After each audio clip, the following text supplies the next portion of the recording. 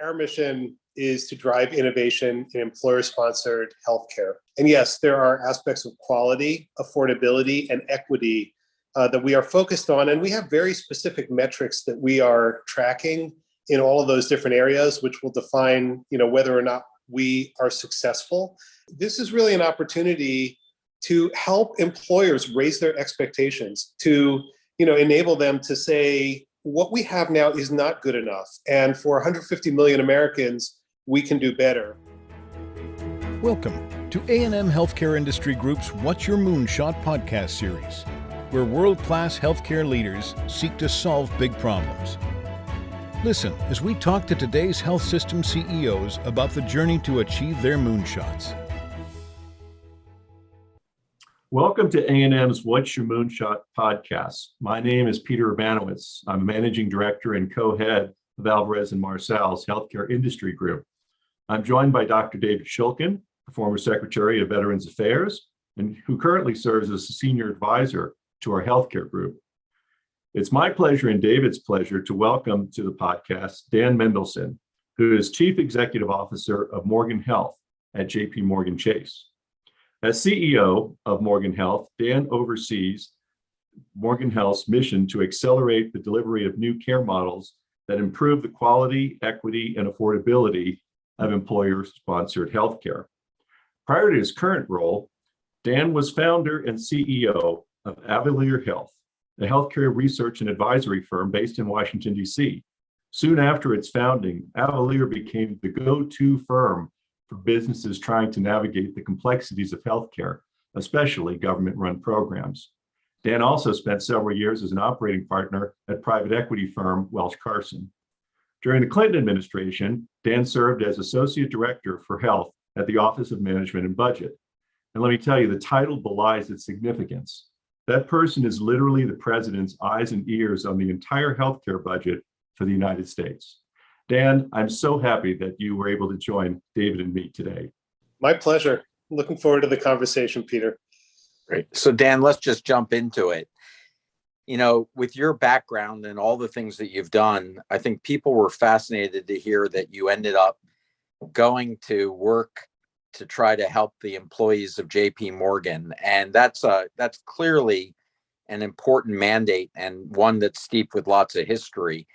But it's broader than that because there are 150 million Americans who have employer-sponsored insurance. And that's really the foundation of a lot of our healthcare system. So what made you want to choose to do this? And what are your hopes? What are your aspirations of the impact that you might be able to have, not only for JP Morgan employees, but really for the healthcare system at large? Maybe I should say temporary insanity or something like that, but no, I'll give a serious answer. Look, our mission is to drive innovation in employer-sponsored healthcare. And that's kind of the simple version of how Peter queued it up at the very beginning. And yes, there are aspects of quality, affordability, and equity that we are focused on. And we have very specific metrics that we are tracking in all of those different areas, which will define, whether or not we are successful. And we can talk a little bit more about the performance metrics that we carry. But, they won't be strange to you, David, having spent so much time in population health, because that's what we're trying to drive, is to align population health measures with our own performance objectives, so that that's how we will see that we've been successful. It's interesting, for me personally, it's a great opportunity to be addressing employer sponsor because I've spent so much of my career in Medicare and Medicaid and related issues and doing research. And this is really an opportunity to help employers raise their expectations, to, enable them to say, what we have now is not good enough. And for 150 million Americans, we can do better. And that's really the way that we're orienting all of our activities. And specifically, you separated out areas of focus for improvement in employer-sponsored coverage as quality, affordability, and equity. So most employers, certainly the ones we work with, are usually focused on cost, and then cost. Uh-huh. So Right. how will a more holistic focus on quality and equity as well as cost get you to cost savings? Yeah. So to me, look, these are all interrelated. And our work, the work of Morgan Health, is not a cost-cutting exercise for JP Morgan Chase. That's not the goal. But what I will say is that the sustainability of employer-sponsored healthcare is on the line. And with cost increases and a period of inflation that's coming in healthcare, because we haven't really started to see the 9% inflation that we have nationally expressed in healthcare, but it's coming. It always lags. And so we're anticipating that.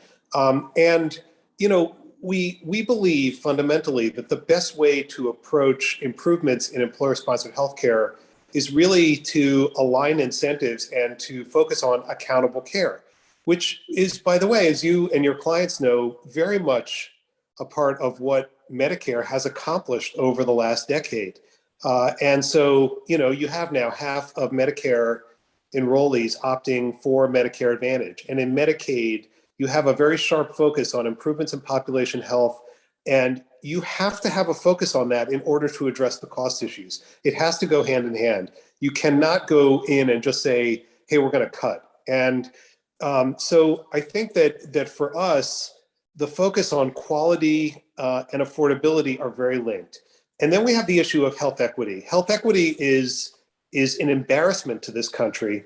And it is an issue that employers need to own, because what we see, and we're doing a lot of research on this. In fact, we're going to be releasing in a couple of weeks from now a landmark study that we commissioned NORC to do, University of Chicago, focused on health equity in employed populations.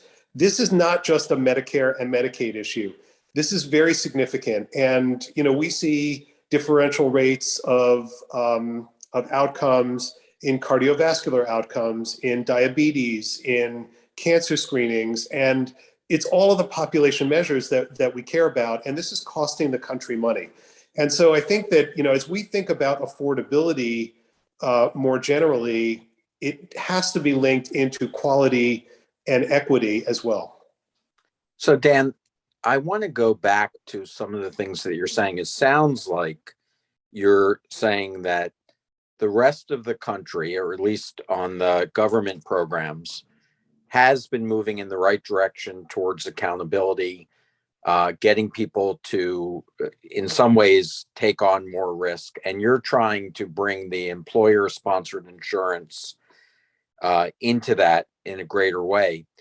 Do you think, with the inflationary pressures that you're talking about coming, down the road in healthcare, that the pace of change is fast enough? In other words, we've been talking about value-based payments.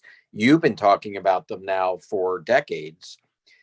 And are we seeing enough improvement in the healthcare system to address what looks like a freight train of ongoing cost increases? Or do you think that we need something more disruptive, some type of bigger change to address what we're about to face with these new cost pressures?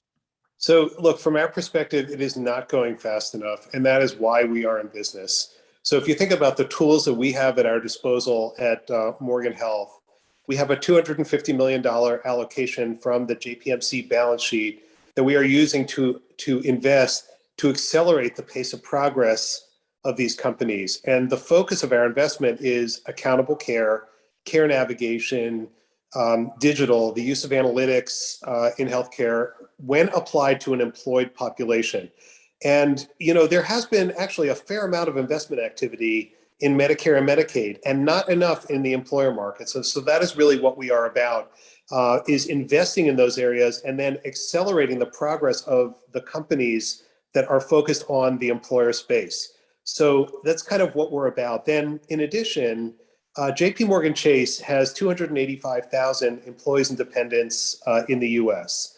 And as a result of our market penetration, we are also a significant purchaser of healthcare, and in particular in a number of geographic markets. So about half of our employees and dependents are concentrated in 7 geographies. So for example, in Columbus, Ohio, we have a major call center operation and a lot of activity. We have about 40,000 employees and dependents in that geography. And that becomes significant. We can do something real. So our first investment, which is in a company called Vera Whole Health, and in collaboration with CD&R, Clayton Dubilier and Rice, a private equity firm, we're focused on that Columbus market to bring accountable care models to our employees as an option in that market. And that's an example of the way that we can accelerate the progress of companies that are specifically focused on the employer markets. And I don't want to date you, or worse, I'd be dating me, but you've been around healthcare policy debates for some time, and I'd be remiss if I didn't use this time to get your opinion here. You've closely watched 5 different presidents and presidential administrations and multiple changes in Congress chase this elusive goal of getting healthcare coverage or access to all Americans at a price that they and the government can afford. We debated single payer. We had a major fight on Obamacare. We still haven't addressed prescription drug price increases. And yet still the federal government is spending today about $1.5 trillion a year on healthcare. And we still have major gaps on who's getting healthcare.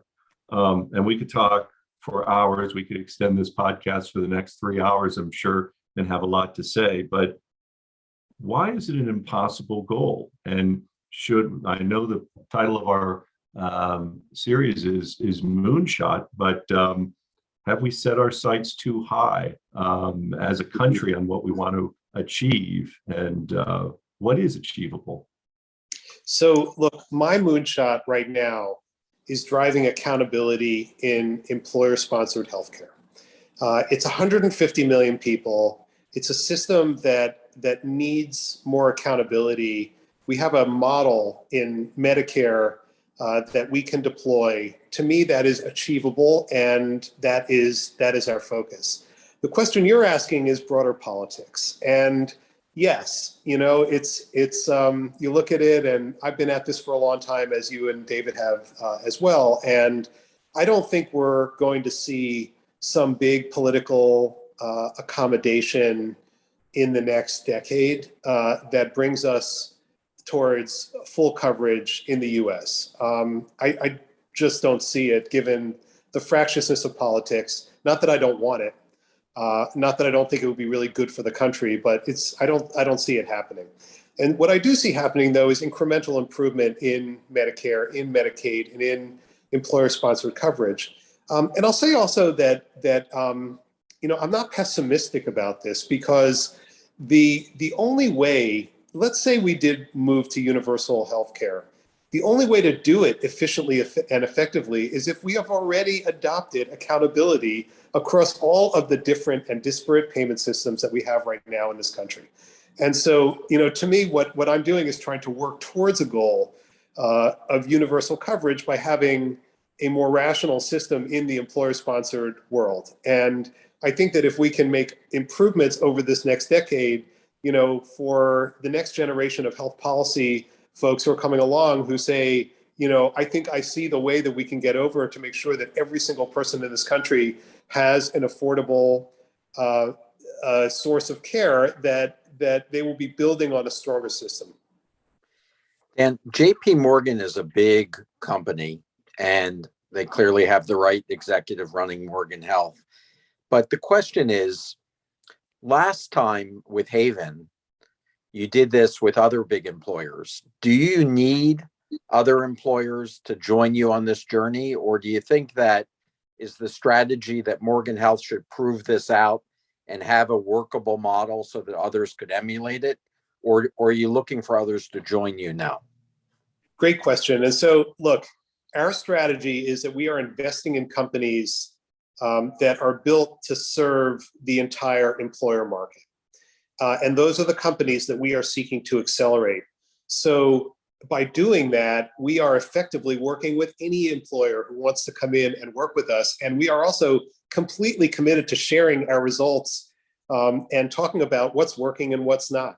So what we are developing in Columbus is going to be available to everyone in Columbus. And it's also going to be used as an operating model for Vera and other markets. So it is by its very nature a scalable solution. That's how we're investing in it. What we're not doing is going out and cutting a one-off deal with an outstanding provider in that market. We're not interested in that. We are not spending time on that. We won't do that. So, so I would say that kind of from the very beginning, it's very scalable. Second, we are in great discussions with a range of employers all the time, and we're comparing notes with them. Part of our remit is to accelerate progress in employer markets. And so, we won't accomplish that if we don't lead and if effectively we don't help to engage. And there are a number of companies, I'm thinking about Walmart right now, that have done really interesting and important things. And, Cheryl Pegas is great, and she's doing stuff, and we're in great conversations with her. And so we will have partnerships, but we also didn't want to slow ourselves down. And I think that if there's one thing that all of us have learned in various phases of our lives is that if you have a complex governance structure where in order to accomplish something, you have to get consensus among a very diverse set of stakeholders, it's a lot more difficult to lead.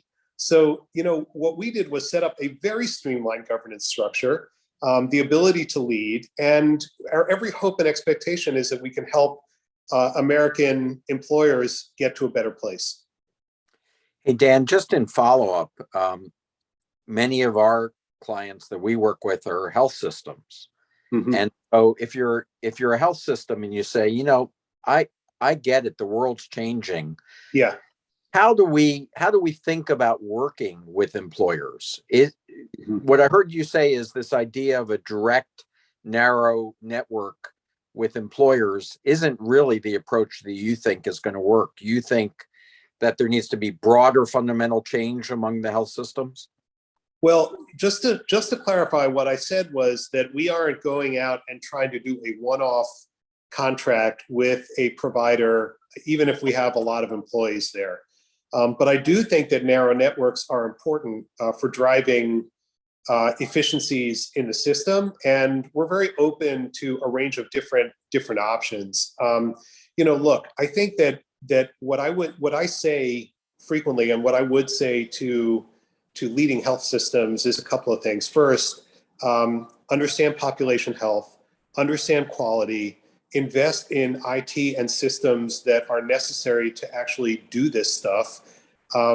Understand how to take financial risk. We will not require that our providers, the providers that we're working with, like Central Ohio Primary Care, take full risk for care. It's not a requirement for us, but there are a lot of smaller employers who cannot take risk, and they don't want to take risk. And I think that some risk sharing is very healthy because it aligns incentives. So that's another thing. And then I think that, there are a range of innovative companies in the marketplace. Vera Whole Health, our first investment. Centivo, great company, doing really interesting things with narrower networks. Firefly is another one. Eden is another one. There are a whole bunch of them. And my advice to health systems is to go out, meet these companies, understand what they're doing, figure out whether there's an arrangement there, so that you can be on the forefront of innovation. And then the last thing that I'll say is that we have a positive and collaborative relationship with our carriers, Cigna and Aetna. And we want that to be a positive collaborative relationship. With that said, we're not going to wait around for these accountable care products. We are going to go out and develop them because that's kind of who we are and what we're doing. But one of the things that happened when so within Vera, we acquired a public company, Castlight. And one of the things that happened when we did that was we brought in Anthem as a partner into that venture. And Anthem has been very positive and very proactive and is focused on bringing the Vera toolset to its customers. And I consider that a success. We aren't competing with the major insurers. We are hoping to accelerate their progress by virtue of being, a fly in the ointment, and to say, look, we have to move faster, and that's our goal.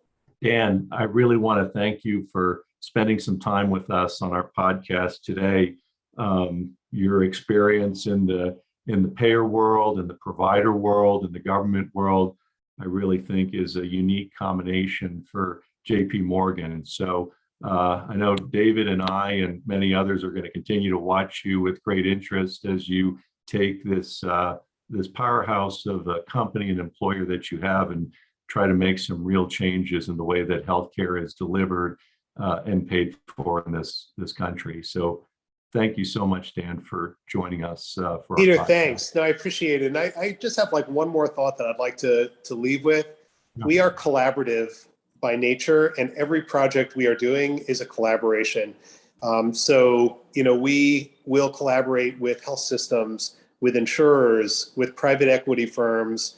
We're always a minority investor. And so, what I would say is that to the extent that you or your clients want to engage with us, our door is open. We will definitely take you up on that, and I'm sure they will as well. Good. Thank you again, Dan. Thank you. It's a pleasure talking to you. My pleasure. Bye-bye now.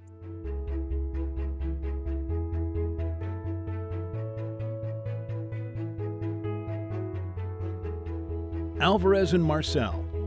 Leadership, action, results.